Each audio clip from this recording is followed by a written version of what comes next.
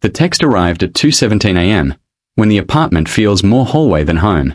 10 digits with no name, no thread history, no emoji, just a line that read, "Text me your full name and I'll tell you when you die." I should have blocked it. You should never feed the strangers that knock on glass. But the hour was clicking empty, and I wanted to know which felt heavier, my fear or my curiosity. It started as a dare in our group chat earlier that night. Somebody dropped a screenshot from a band subreddit, the death number. Rumor said it came and went like a storm cell, swapping carriers, swapping regions, answering a few hundred texts before disappearing. If you texted it after midnight, it replied with a timestamp to the second. If you called it, your phone would ring from your own number. If you forwarded the text, your time got moved up. Urban legend math, I told them. But everybody knows a story like this is only alive as long as someone is dumb enough to poke it. I work help desk for a cybersecurity firm. That doesn't make me brave. It does make me stubborn. I ran the number through every lookup I had. CNAM came back blank. HLR said the subscriber was reachable on 4 separate networks. The signaling path bounced through an exchange in Iceland, then Brazil, then a county switch so rural it still listed a fax. I checked my own phone for malware. Clean. I put my SIM in a burner. When nothing screamed, I decided to be the idiot the story needed. My thumbs hovered. It's ridiculous how heavy your own name feels when you're about to send it somewhere you can't see. I typed, Kai Morton. I stared at the bubble and almost deleted it. Then I hit send and immediately wanted to crawl out of my skin. The reply landed before the typing dots even had a chance to wiggle. 3 hours and 17 minutes Saturday. Do not share this message. Every disclosure moves your time earlier. Every attempt to cheat has a cost. Keep your phone charged. I took a picture of the screen anyway, because that's what you do when you don't believe a thing is real. You collect proof you can show later, when you're laughing. I didn't post it. I didn't DM it. I just watched it sit in my camera roll like a live grenade and told myself I'd delete it when I woke up. That might have been the last decision that still belonged to me. In the morning, the number had no listing.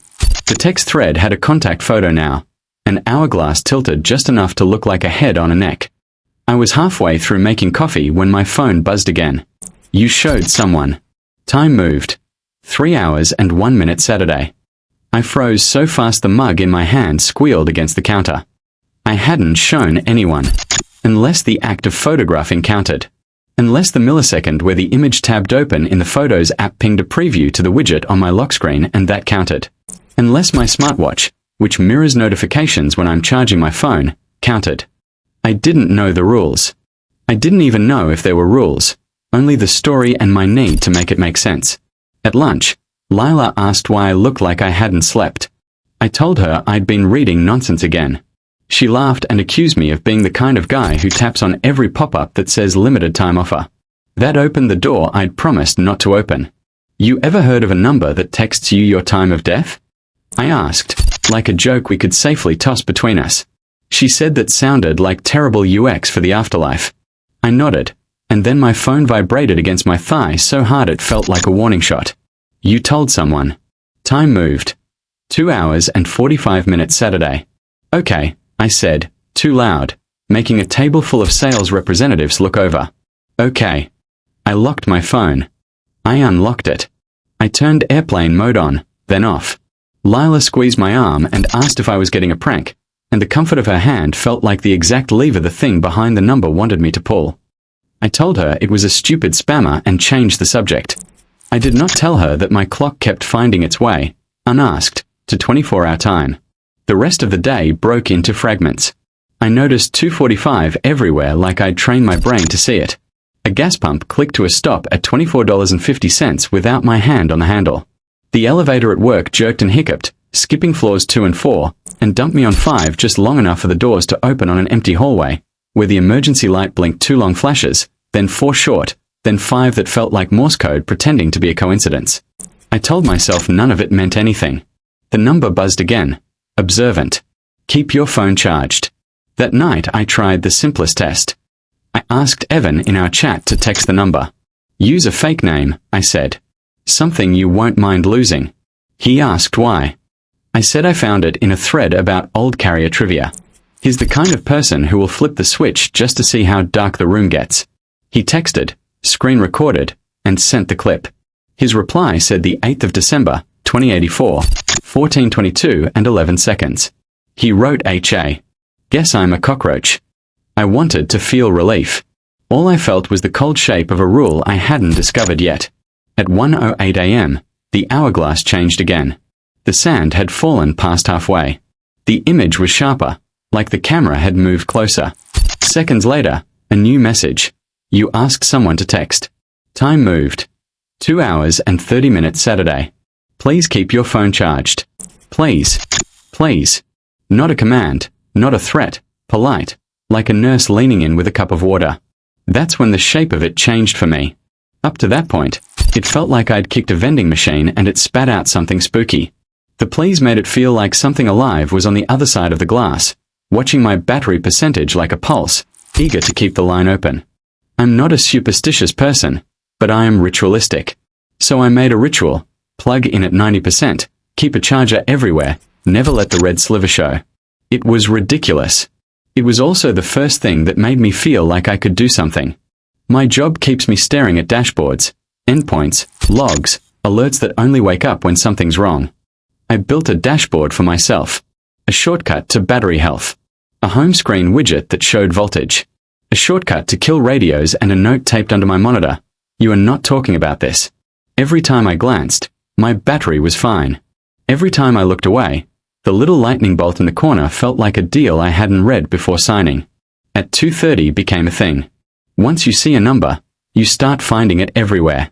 But some of the hits didn't feel like the junk your brain throws at you. A system update notification I didn't remember scheduling. Scheduled window, Saturday 2:30. An alarm I never set. Charge reminder, 2:15. I'd swipe to delete and it would be back 10 minutes later. Same title, same time. I factory reset. The thread came back the minute I restored my contacts, hourglass, and all, as if the backup image had always been infected. I restored as new. My phone rang from my own number. I let it go to voicemail. A text arrived instead. Answering your own call is the only way to know we are speaking with you. This will not move your time. Keep your phone charged. When a thing gives you a loophole, it's because it wants you to use it. But the alternative was listening to my own voice on a recording I'd never made. The unknown felt less nauseating than that. I slid to answer. The line hissed like someone breathing through fabric, and then I heard myself say my name the way strangers do when they're reading it off a clipboard. The intonation was slightly wrong, like a mirror that's half a second slow. Why me? I asked. Why anyone? Because you texted, my voice said, patient, almost confused by the question. Because you looked. Because you asked to know. The breath between sentences was not mine. It had weight, like there was room on the other end that the air had to cross. What happens if I don't pick up? I asked. You won't be alone, my voice said. You'll never be alone again, Kai. I hung up and took the SIM out like a reflex, then laughed because that was faith pretending to be logic. I had the kind of laugh that scares your own body, the kind that shakes a little too long. I put the SIM back. A new message waited. Thank you for confirming. Your time remains 2 hours and 30 minutes Saturday. Please keep your phone charged. Please do not talk about this. Evan never replied in the chat after his cockroach joke. He's the type to vanish for 2 days and then dump a dozen memes, so I didn't think about it until I saw the tiny grey indicator. Evan is typing, for a full minute with no text. That phantom bubble we've all seen, the technological equivalent of a held breath. The next ping was not from Evan. It was a new system message from inside the group. This chat will archive on Saturday 2:31.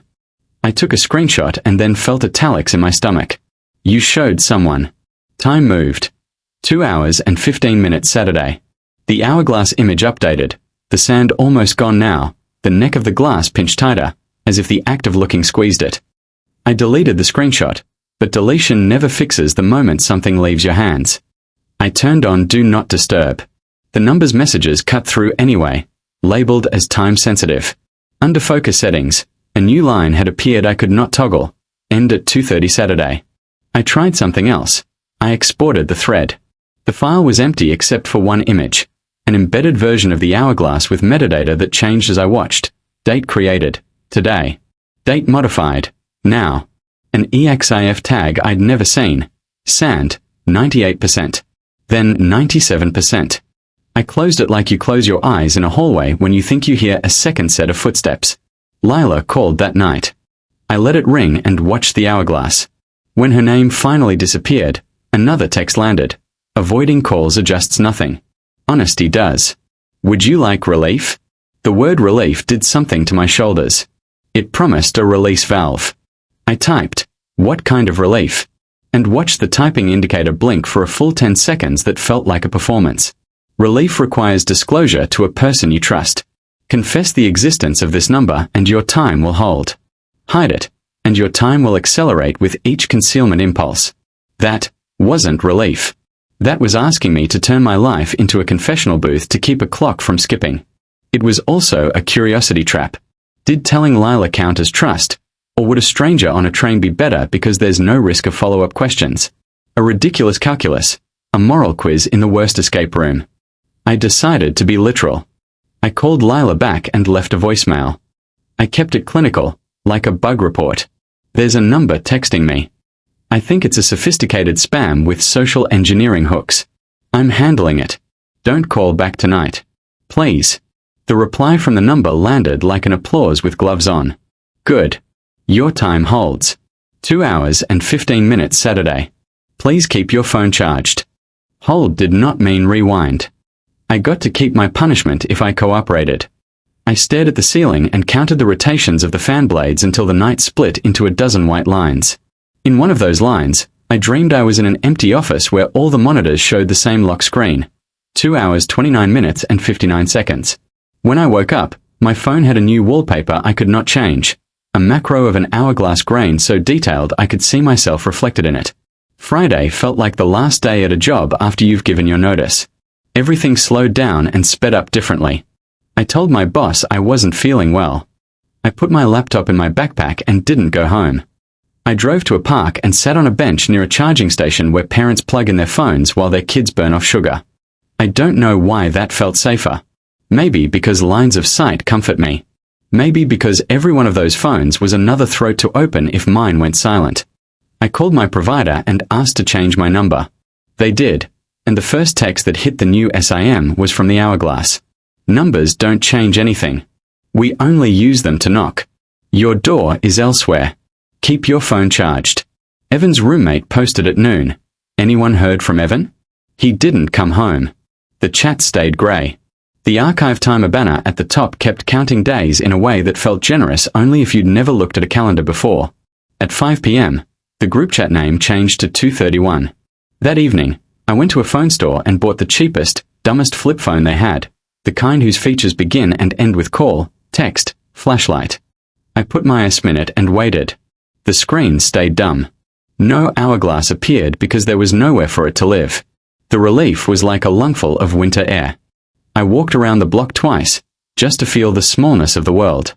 When I came back, my other phone, my real one, the one I'd powered down and left at 100% in a drawer, was face up on the table with its screen on. I hadn't turned a screen always on. The wallpaper now showed an hourglass tipping. A new message waited. We appreciate ingenuity. Please bring your primary device. Your time holds. 2 hours and 15 minutes Saturday. Please keep your phone charged. This was the part where movie characters get stubborn and run. I am not a movie character. I put the flip phone in my pocket like a talisman and picked up the smartphone like a leash. On the lock screen, an instruction. Meet us where you first read about us.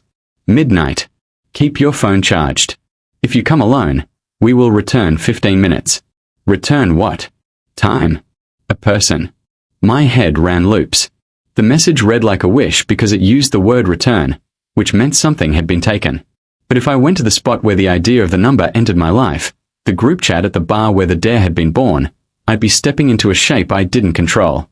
So I did the thing I'm good at. I made a plan like it was a ticket. Sit at a table near power. Keep both phones on me. Call Lila only if I had to.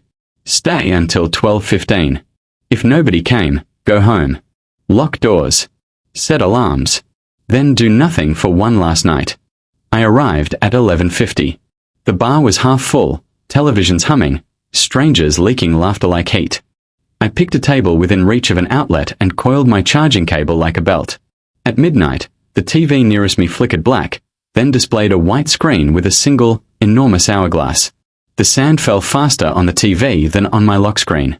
My phone buzzed. Thank you for being on time. Answer. My phone was ringing. The caller ID said me.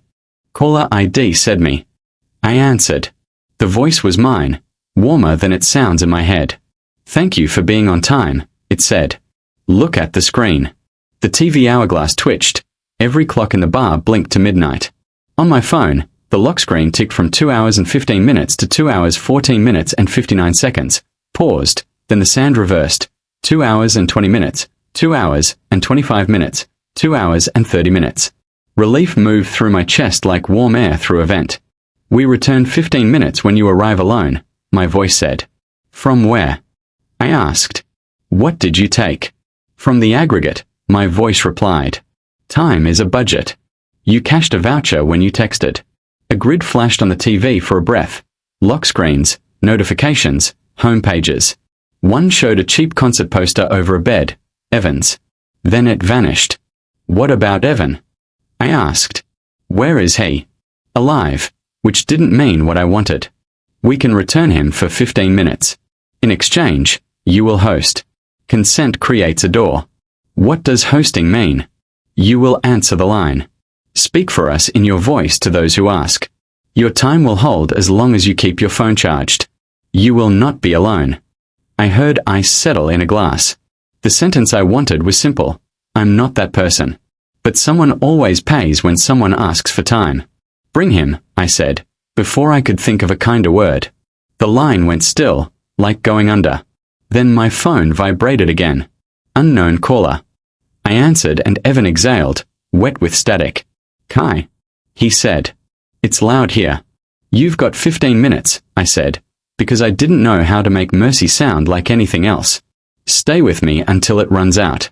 We talk like people standing in a doorway they don't want to leave. The dog he almost adopted. The hoodie he lost at my place. Everything except where he was. Twice he said, you shouldn't have, and once he said, thanks. When the line ended, it did not click, it unspooled. The bar returned to its own noise. My phone brightened. New texts arrived, one after another, bare numbers with no names and the same first line I had read at 2:17 a.m. Text me your full name and I'll tell you when you die. On my lock screen, the hourglass stopped. Beneath it, a status I could not tap. Hosting. End at 2:30 Saturday. If your phone rings and the caller ID says you, don't answer unless you're ready to hear your own voice choose. If a number asks for your name, don't send it unless you're ready to pay. If you've already texted, keep your phone charged. You won't be alone. You only have to text once. I wish I could tell you there's a way to undo the send. There isn't. There's only the door you opened and what you do while it's open. I'll answer when you call. That's the bargain I made. For you.